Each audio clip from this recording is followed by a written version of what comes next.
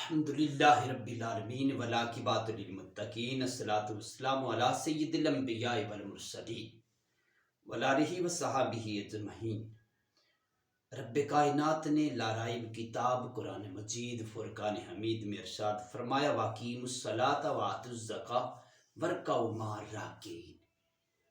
اب آپ وقار قرآن مجید فرقان حمید میں نماز کا حکم اللہ تعالیٰ نے بار بار قرآن پاک میں ارشاد فرمایا اور 80 مقامات پر نماز کا حکم آیا، اور مختلف مقامات پر رب کائنات نے قرآن مجید فرقان حمید میں ارشاد فرمایا صرف 80 مقامات پر جو صرف رب کائنات نے نماز کا حکم دیا وہ، اور آگے جو 700 مقامات پر نماز کا ذکر آیا ہے، اس کے ساتھ جیسا کہ یہ آیت مقدسہ میں نے تلاوت کی واقیموا الصلاۃ وآتوا الزکاۃ، اور زکوٰۃ ادا کرو،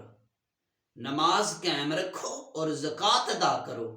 اور رکوع کرو رکوع کرنے والوں کے ساتھ۔ اور صرف جو قرآن حکیم میں 80 مقامات پر اس کا حکم وارد ہوا ہے نماز کے بارے میں، اور 700 مقامات پر نماز کا ذکر آیا ہے، اور چند ایسے مقامات ہیں جن پر رب کائنات نے نماز کے ساتھ زکوٰۃ کا ذکر فرمایا اور مختلف عبادات کا حکم دیا، جیسا کہ رب کائنات نے ارشاد فرمایا واقیموا الصلاۃ وآتوا الزکاۃ وارکعوا مع الراکعین، اور نماز قائم رکھو اور زکوٰۃ ادا کرو، رکوع کرو رکوع کرنے والوں کے ساتھ۔ اور آگے فرمایا کہ نماز کو حسب دستور قائم رکھو، بے شک نماز مومنوں پر مقررہ وقت حساب سے فرض ہے۔ نماز دستور کے ساتھ قائم رکھو، پڑھتے رہو، اور بے شک نماز مومنوں پر مقررہ اوقات میں وقت میں فرض ہے۔ اب آپ اسی بکار رب کائنات نے لارائب کتاب میں نماز پڑھنے کا حکم دیا، اور اب حدیث مصطفیٰ صلی اللہ علیہ وسلم سے اس بات کا پتہ چلتا ہے کہ اسلام کے ارکان میں نماز کی بڑی فضیلت ہے، بڑی اہمیت ہے۔ رسالت مآب صلی اللہ علیہ وسلم نے فرمایا کہ نماز قائم کرو، اور قرآن و سنت کی تاکید کے ساتھ یہ حکم آیا۔ نماز کی اہمیت جاننے کے موضوع پر بے شمار حدیثیں موجود ہیں، جیسا کہ حضرت عبداللہ بن عمر رضی اللہ تعالیٰ عنہ بیان کرتے ہیں،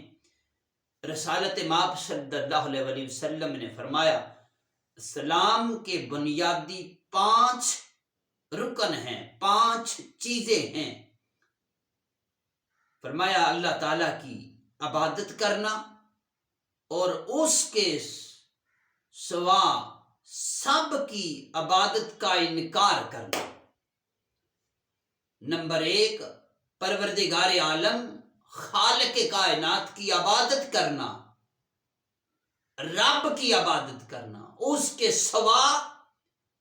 کسی کی عبادت نہ کرنا، تمام کی عبادت کا انکار کرنا۔ جتنے بھی جھوٹے رب ہیں، جو جھوٹے خدا بنا بیٹھتے ہیں، ان کی عبادت نہ کرنا، واحد صرف خالق کائنات کی عبادت کا حکم دیا اور فرمایا نماز قائم کرنا، زکوٰۃ ادا کرنا، بیت اللہ کا حج کرنا، رمضان المبارک کے روزے رکھنا، یہ وہ احکام ہیں جن کا نبی پاک علیہ الصلوۃ والسلام نے حکم عطا فرمایا۔ حضرت عبادہ بن صامت رضی اللہ تعالیٰ عنہ روایت کرتے ہیں کہ رسالت مآب صلی اللہ علیہ وسلم نے فرمایا اللہ تعالیٰ نے 5 نمازیں فرض کی ہیں، ان نمازوں کے لیے بہترین وضو کیا جائے اور ان کے وقت پر انہیں ادا کیا جائے، یعنی نماز فجر جو ہے وہ نماز فجر کے وقت میں ادا کی جائے، ظہر جو ہے وہ ظہر کے وقت میں ادا کی جائے، نماز عصر جو ہے وہ عصر کے وقت پر ہی ادا کی جائے، اور نماز مغرب کے وقت پر ہی ادا کی جائے، نماز عشاء کے وقت پہ ادا کی جائے، اور فرمایا جو نماز کا وقت ہو اس میں ہی اس کو ادا کیا جائے، بہترین وضو کیا جائے، اچھے طریقے کے ساتھ وضو کیا جائے،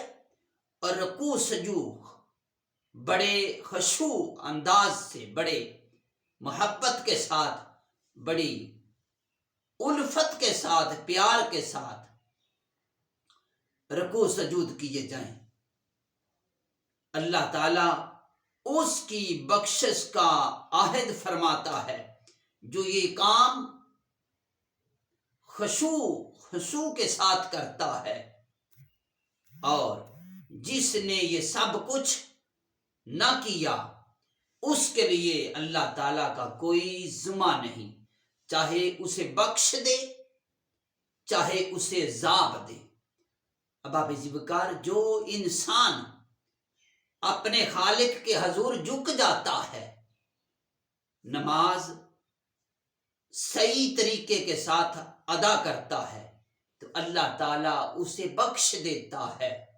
اور جو ان اعمال کو